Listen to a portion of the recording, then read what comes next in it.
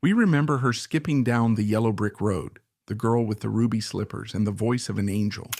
But for Judy Garland, there was no land of Oz, only a terrifying reality orchestrated by MGM. While the world saw a smiling teenager, the studio saw a machine, starved to stay thin, force-fed amphetamines to work 72 hours straight, and drugged to sleep. She wasn't just Hollywood's darling. She was its most tragic victim. But to find the root of this destruction, we must look before the fame, before the pills, and before the name Judy even existed. Her name was Frances Ethel Gum, and she did not have a childhood. She had an itinerary. Born into a vaudeville trunk in Grand Rapids, Minnesota, she was trained to sing before she could articulate her own desires.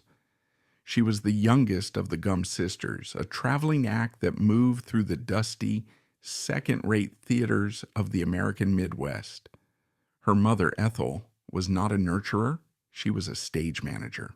She viewed her daughters not as children to be raised, but as employees to be booked. This was the foundational trauma. Long before the studio executives at Metro-Goldwyn-Mayer laid their hands on her, Frances had already learned that love was a byproduct of applause. If she sang loud enough, if she smiled wide enough, she was safe. Silence was dangerous. Silence meant you weren't working. By 1935, the Gum family had migrated to Los Angeles, drawn by the magnetic pull of the picture business. The industry was in a state of aggressive expansion. The studios were not just making movies. They were manufacturing a culture. They needed raw materials. They needed faces. Louis B. Mayer, the tyrannical head of MGM, was the Henry Ford of this assembly line. He didn't want actors. He wanted property. When 13-year-old Frances Gum auditioned for him singing "Zing Went the Strings of My Heart," Mayer didn't hear a song. He heard a cash register. He signed her on the spot without a screen test. It was a transaction. The Gum family received a contract, and MGM received the deed to a human life. But the moment the ink dried, the problem began. The studio system of the 1930s was built on rigid archetypes. You were either a sex symbol or a mother. You were a villain or a hero. For children, the categories were even stricter. You were the angelic porcelain doll like Shirley Temple, or you were the glamorous teenage vamp like Deanna Durbin. Frances Gum was neither. She was short, she had no neck, her chest was barrel-shaped, her eyes were set wide apart. She was painfully, unmistakably normal. In the real world, she was a cute, vibrant teenager. In the distorted reality of Culver City, she was a genetic mistake. The studio stripped her of her name. Frances Gum sounded like a housewife from Minnesota. They rechristened her Judy Garland. It sounded floral, bright, and marketable, but a new name could not change the bone structure. Mayer looked at his new acquisition with disdain. He had bought a voice, but it came attached to a body he found repulsive. He didn't keep his opinions in the boardroom. He brought them to the child. He would place his hand on her shoulder, look her in the eye, and call her "my little hunchback." It was a nickname designed to shatter. It wasn't spoken in anger. It was spoken with a pitying condescension that was far more damaging. It told her that her natural state was deformed. It told her that she was lucky to be there, that her talent was the only thing saving her from oblivion. This psychological dismantling was the first step in the conditioning process. To control the asset, they had to make the asset believe it was worthless without them. Judy believed it. She looked in the mirror and saw what Mayer saw. She saw the hunchback. The studio lot became her universe. It was a walled city with its own police force, its own hospital, and its own laws. Judy was enrolled in the studio school, a farce of an educational institution where lessons were interrupted the moment a lighting crew was ready. She was surrounded by the most beautiful people in the world. She walked to the commissary and saw Hedy Lamarr. She saw Ava Gardner. She saw Lana Turner. These were the MGM standards. Judy felt like a visitor from a less evolved planet. She was the ugly duckling of the lot, a title the studio publicists actually used in press releases to make her seem relatable.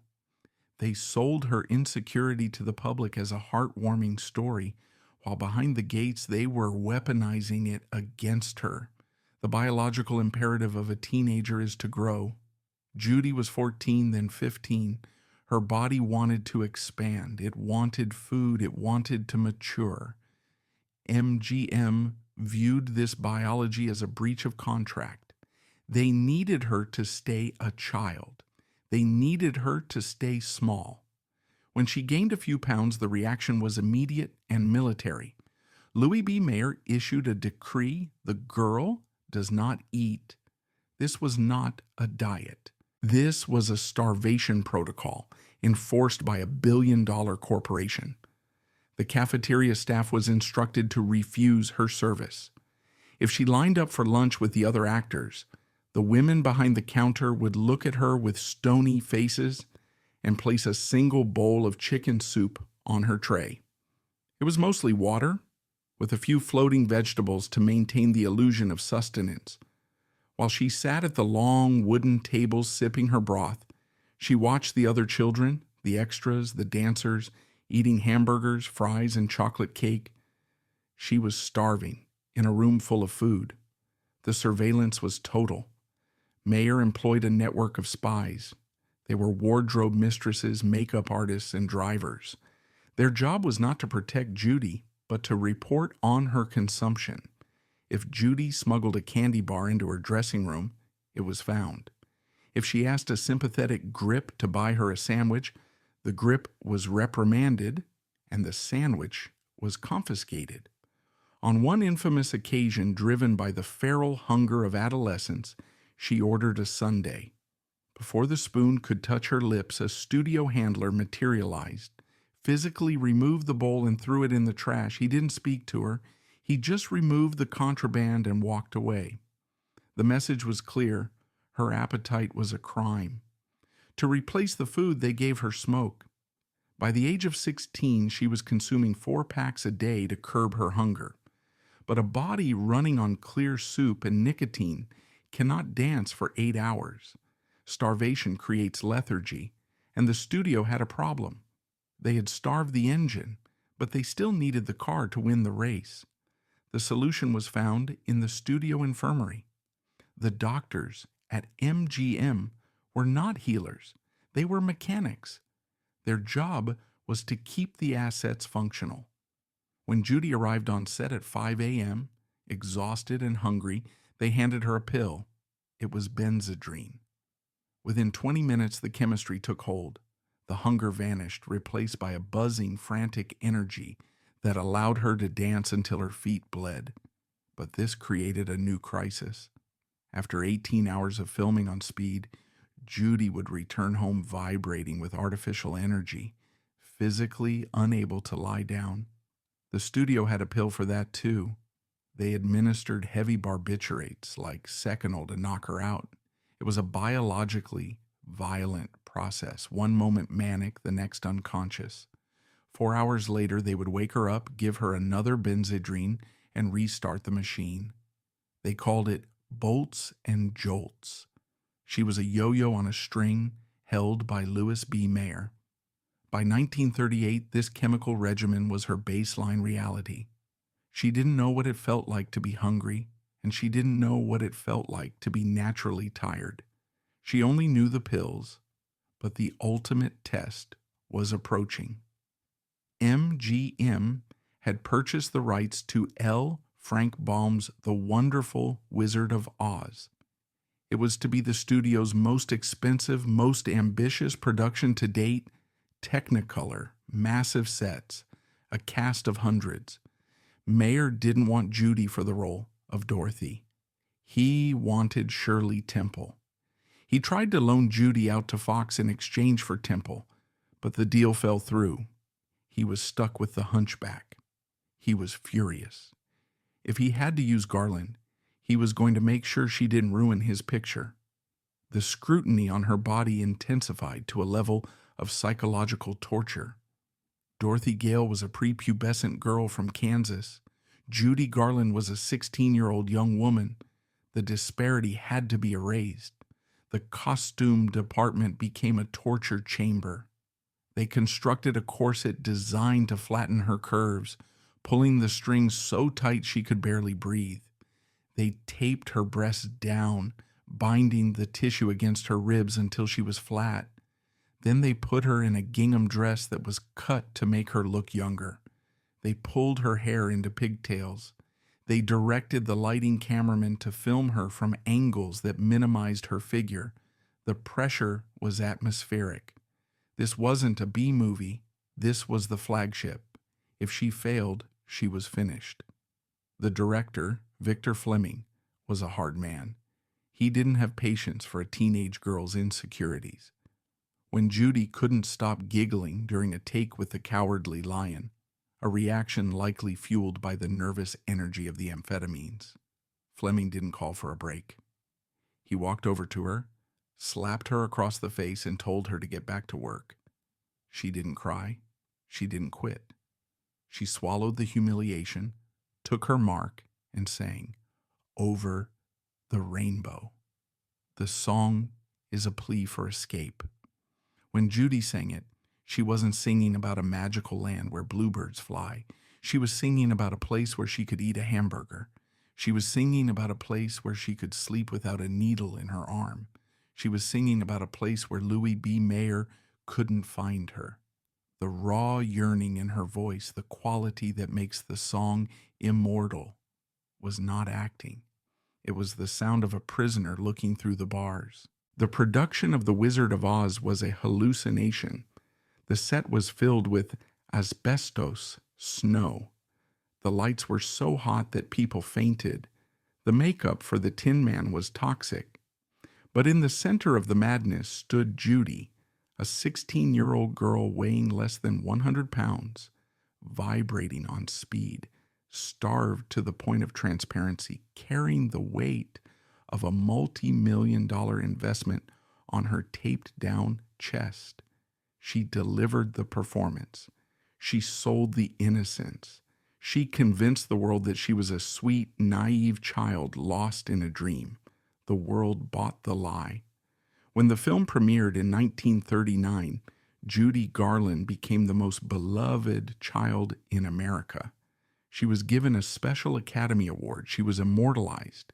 The public saw a fairy tale. They didn't see the needle marks. They didn't see the empty stomach. They didn't see that to create the perfect girl, MGM, had to destroy the human being. The success of The Wizard of Oz was not a liberation. It was a life sentence. It proved to Mayer that his method worked. It proved that starvation and chemistry produced results. The laboratory experiment was a success. Now they would scale up production. The curtain had fallen on the first act of her life, and Frances Gumm was officially dead. Judy Garland was alive, but she was already broken. The chemicals had rewired her brain, and the shame had rewired her soul. She was the most famous teenager on earth, standing on a podium receiving an Oscar, while her stomach cramped with hunger and her blood screamed for the next pill. The yellow brick road did not lead home. It led further into the machine. The 1940s brought war to the world and unprecedented profits to Metro-Goldwyn-Mayer. The studio was the premier dream factory of the Allied victory, churning out morale-boosting musicals and escapist fantasies. At the center of this propaganda machine stood Judy Garland. She was no longer just an actress. She was a national utility. She was the girl that the soldiers wanted to come home to, the embodiment of the American hearth. But inside the body of America's sweetheart, a civil war was raging. The chemical foundation laid in the 1930s was beginning to crack under the weight of adult biology. By 1943, the Bolts and Jolts regimen, the crude cycle of benzedrine to wake and seconal to sleep, had evolved from a production necessity into a physiological prison. The human body builds tolerance. This is a medical fact that Louis B. Mayer's doctors chose to ignore. The single pill that once jolted her into a manic performance was no longer sufficient. Judy required 2, then 3, then 4. The dosage escalated, but the recovery time vanished. She was a combustion engine running on nitrous oxide, redlining constantly, with no oil in the gears. The transition from child star to adult lead is the most dangerous passage in Hollywood. For Judy, it was a minefield. The studio wanted to keep her in pigtails. They wanted to freeze her in the amber of 1939. When she tried to grow up, when she expressed adult desires, the studio retaliated. She married composer David Rose in 1941, a desperate grasp at normalcy and autonomy. Shortly after, she became pregnant. To a normal 19-year-old woman, this might have been a joy. To MGM, it was a breach of contract. A pregnant star cannot dance. A pregnant star breaks the illusion of eternal virginity. The studio apparatus moved with terrifying efficiency. They did not ask her what she wanted. They told her what was going to happen. Her mother, Ethel, conspired with the studio executives. They arranged an abortion. It was not a medical decision, it was a property maintenance decision. The asset was malfunctioning, and the flaw had to be removed. Judy was driven to a discreet facility. The procedure was performed, and she was back on the soundstage almost immediately. The message was absolute. Her womb, like her stomach, belonged to the corporation. This violation severed whatever tether Judy had left to her own humanity. If she could not eat when she was hungry, sleep when she was tired, or keep a child she created, then she did not exist. She was merely a vessel for the voice. The psychological fracture deepened. The drug ceased to be a tool for work and became a tool for oblivion. She wasn't taking pills to perform anymore. She was taking them to escape the room. In 1944, she was cast in Meet Me in St. Louis. The director was Vincente Minnelli. Minnelli was an aesthete, a man obsessed with beauty and detail. He looked at Judy and saw what Mayer refused to see, a beautiful, sensual woman. He stripped away the ugly duckling makeup. He changed her hair. He lit her with a reverence that bordered on worship. On screen, the result is luminous. Judy Garland in Meet Me in St. Louis is the apex of Hollywood technicolor glamour. Her skin glows, her eyes sparkle with romance. But the camera lies. Behind the technicolor perfection, the chaos was absolute. The production was a nightmare of delays and erratic behavior. Judy was chronically late. She would lock herself in her trailer, paralyzed by a terror that had no name. It was the paranoia of the amphetamine addict. When you live on stimulants for a decade, the brain chemistry alters. The world becomes hostile. Shadows have teeth. She believed she was being watched, which, in the context of MGM's spy network, she was. But the drugs amplified the surveillance into a delusion. She thought she was ugly. She thought she was failing. She needed more pills to face the camera. Minnelli, who would become her second husband, tried to manage the unmanageable, but he was an artist, not a warden. He couldn't undo the damage of the Mayer regime. The studio executives watched the dailies with growing impatience. They didn't see a woman struggling with a studio-induced addiction. They saw a difficult actress. This is the great gaslighting of Judy Garland's career. The very people who poisoned her began to label her unreliable when the poison made her sick. They created the monster and then blamed the monster for scaring the villagers. The late 1940s became a blur of hospitalizations and suspensions. The films kept coming, The Harvey Girls, The Pirate, Easter Parade, but the cost of production was skyrocketing. Judy was now missing days at a time. She was fluctuating wildly in weight. The starvation diet was warring with the binge eating of depression. The costume department had to make multiple versions of the same dress to accommodate her shifting size. This was treated as a lack of discipline. In reality, it was metabolic collapse. Her thyroid, her adrenal glands, her metabolism, all were shattered. On the set of The Pirate, in 1947, the breakdown became public. Judy was hallucinating. She was screaming that the studio was trying to kill her. She wasn't wrong. They were just doing it slowly. She was institutionalized in a sanitarium. For the first time, she was weaned off the drugs. She gained weight. She slept. She began to feel human. But MGM didn't want a human. They wanted the asset back. As soon as she was released, they threw her back into the grinder. The cycle restarted instantly. The weight had to come off. The energy had to go up. The pills reappeared. By 1950, the asset had depreciated to zero. The production was Annie Get Your Gun. It was supposed to be a massive hit. Judy recorded the soundtrack. She did the costume fittings. But she couldn't walk onto the set. She was a ghost. She was physically unable to stand upright. The years of sleep deprivation had accumulated into a debt that could no longer be deferred. She was fired. It was a seismic event. The biggest star in the world, the girl who built the studio, was terminated. But she wasn't just fired.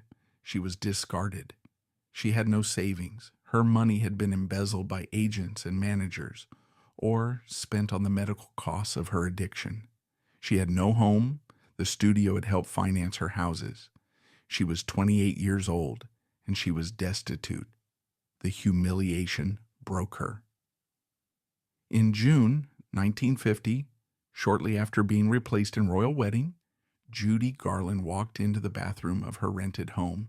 She didn't take pills this time. She took a piece of broken glass. She dragged it across her throat. It was a messy, desperate act. It wasn't the romantic suicide of a tragic heroine. It was a visceral scream.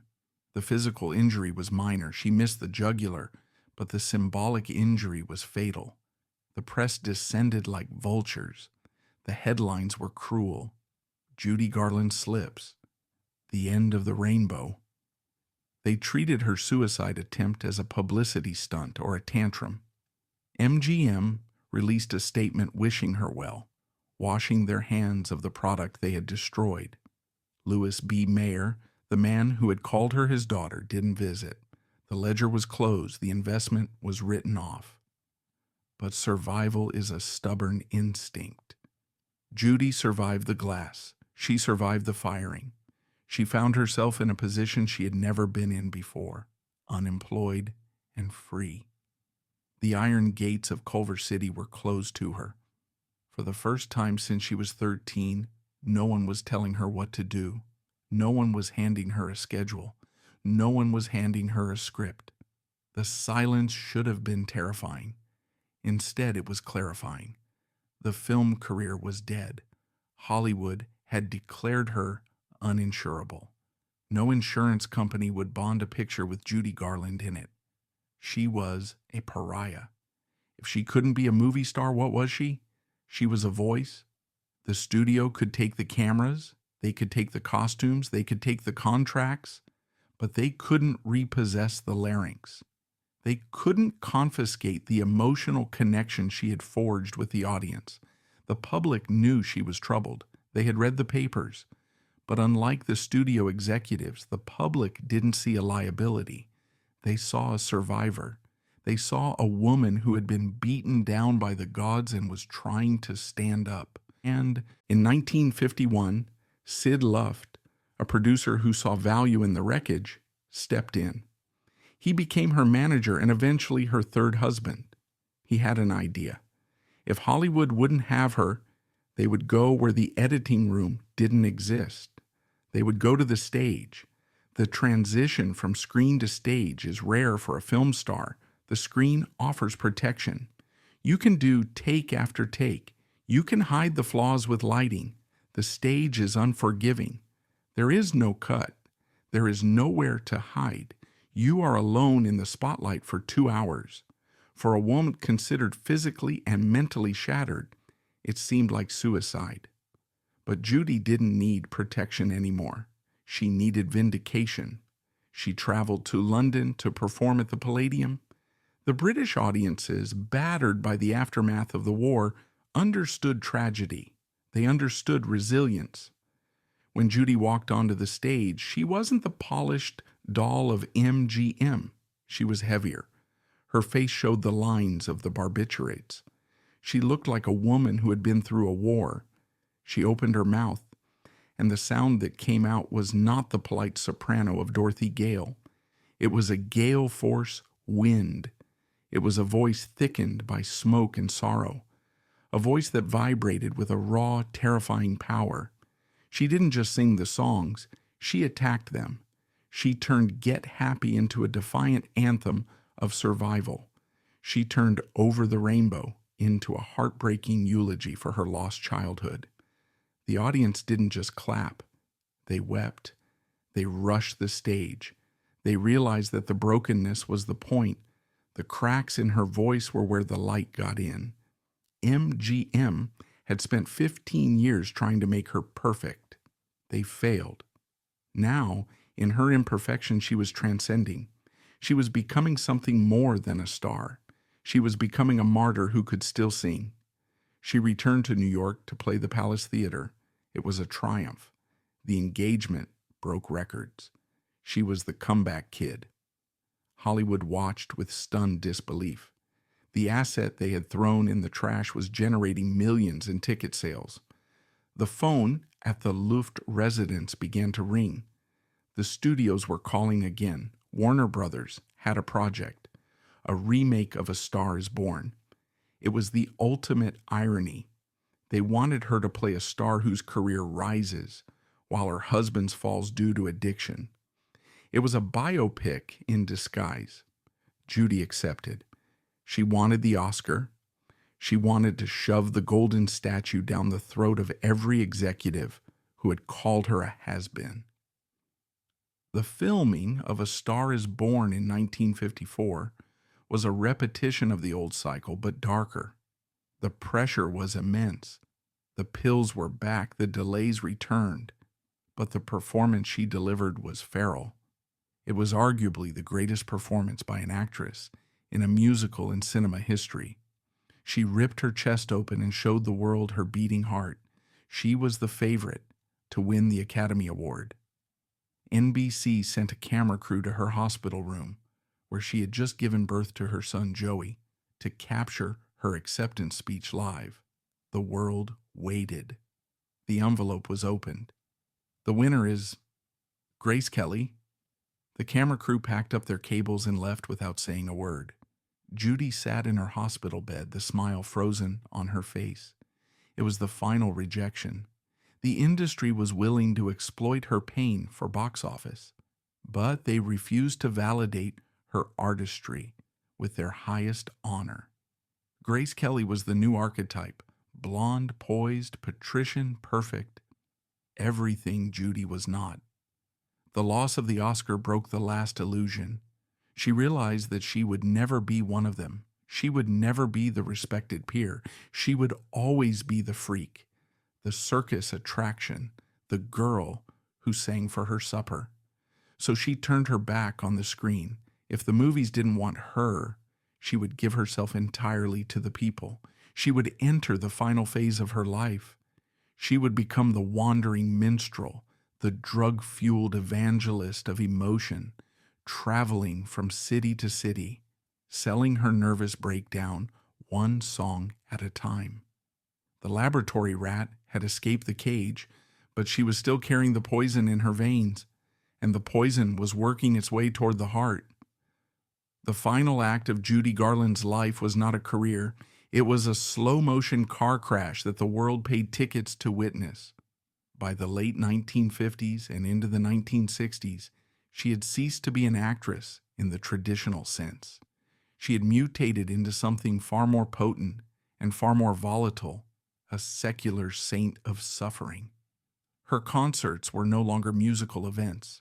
They were revival meetings for the brokenhearted. She stood on stage at Carnegie Hall in 1961, a tiny figure in a sequined black dress, and unleashed a torrent of sound that seemed to defy the laws of physiology. She was overweight. She was suffering from hepatitis, and her liver was swollen, yet the voice was a force of nature. It was a desperate, brassy, terrifying sound. The audience didn't just applaud, they screamed. They saw in her the reflection of their own traumas. Gay men, housewives, the lonely, and the disenfranchised. They flocked to her because she was the only person famous enough to admit that the American dream was a lie. She was the queen of tragedy, and she was dying for their sins. But the adulation of the crowd could not pay the bills. The tragedy of Judy Garland's finances is as grotesque as the tragedy of her health. She had generated hundreds of millions of dollars for Metro-Goldwyn-Mayer. She had sold millions of records. She had broken box office records on 2 continents. Yet she was destitute. The vultures had picked the bones clean. Agents, managers, and husbands had siphoned off her earnings for decades. They exploited her chaotic state, forging her signature, diverting funds, and leaving her with the tax liability. The Internal Revenue Service did not care about her childhood trauma. They cared about the ledger. They placed liens on her earnings. They seized her home. The woman who had been the biggest star in the world was forced to sing not for art, but to keep herself out of jail. She was a serf in a golden cage, working to pay off debts she didn't incur to a government that taxed her destruction. The necessity of work forced her body beyond its breaking point. In 1959, her liver began to fail. She was diagnosed with acute hepatitis. The fluid accumulation in her body was so severe that she looked pregnant. The doctors at the hospital told her she had 5 years to live, and only if she stopped drinking and stopped working. She had to choose survival or solvency. She didn't have a choice. She had children to support, Liza, Lorna, and Joey. She discharged herself and went back on tour. The pills were no longer recreational, they were structural. She needed the uppers to walk. She needed the downers to stop the shaking. She carried a pharmacy in her purse, a chaotic mix of Ritalin, Thorazine, and Seconal. She was chemical warfare in a dress. There was one final attempt at normalization.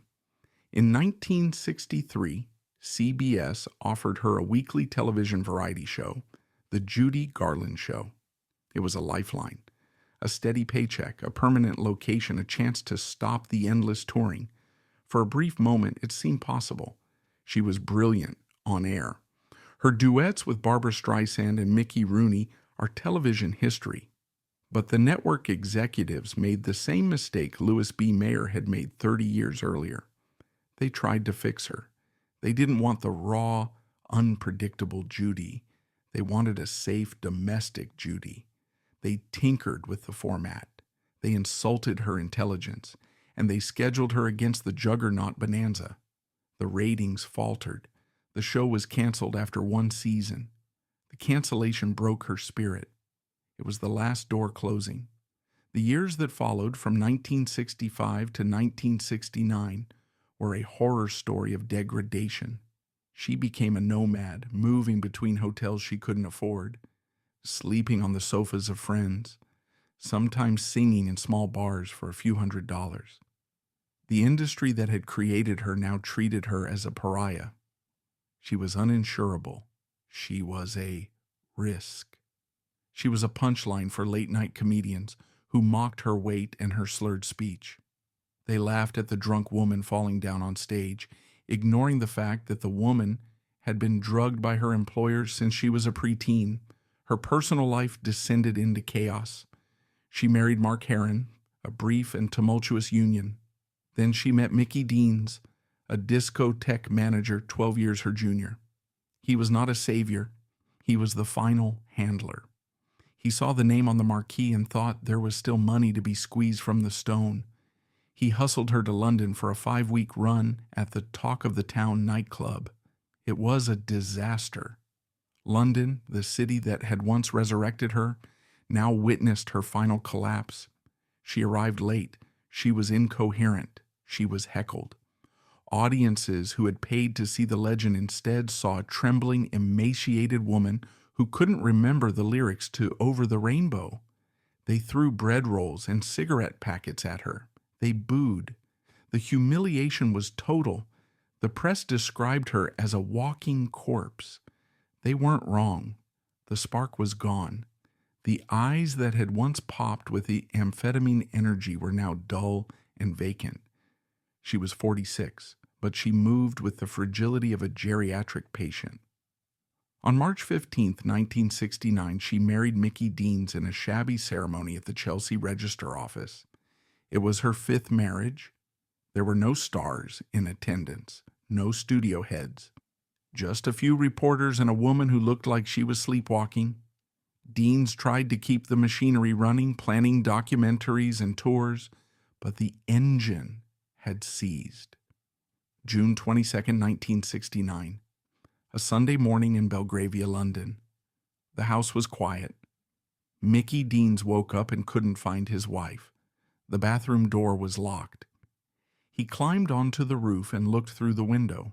He saw her. Judy Garland was sitting on the toilet. Her head was slumped forward on her chest. Her hands were on her lap. She looked small. She looked peaceful. She was dead. There was no dramatic suicide note. There was no slashed wrist. There was no empty bottle of pills scattered on the floor. It wasn't a sudden act of despair. It was a quiet stopping of the clock. The coroner's report stated the cause of death as incautious self-overdosage of barbiturates. It meant she had taken a few pills to sleep, then perhaps woke up in a fog and took a few more, forgetting the previous dose. The level of seconal in her blood was 97 milligrams per 100 milliliters. It was high, but for an addict with her tolerance, it was borderline. What killed her wasn't the final dose. It was the accumulation. The autopsy revealed the true crime of Metro Goldwyn Mayer. The coroner, Dr. Gavin Thurston, noted that her body was in a state of advanced disintegration. Her liver was in the early stages of cirrhosis. Her kidneys were damaged. Her physical constitution was that of an 80-year-old woman. She was 47. The studio had stolen 33 years of her life. They had accelerated her aging process through chemistry and stress. The human body is not designed to run on speed and sedatives for 3 decades. She didn't die of an overdose. She died of exhaustion. She simply wore out. Her body was flown back to New York. The funeral was held at the Frankie Campbell Funeral Chapel on Madison Avenue. 20,000 people lined the streets. They stood in the sweltering heat, waiting to say goodbye to the girl from Oz.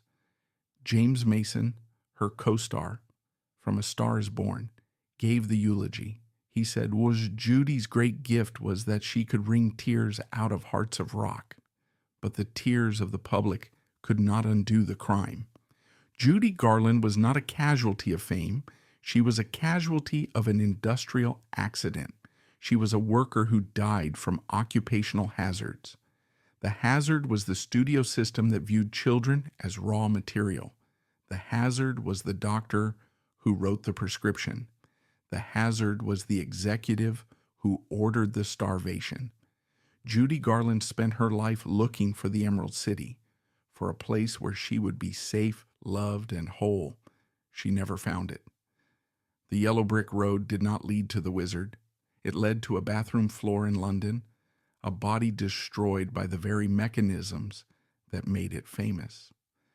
Dorothy Gale woke up from her dream and found her family. Judy Garland never woke up. The dream ate her alive.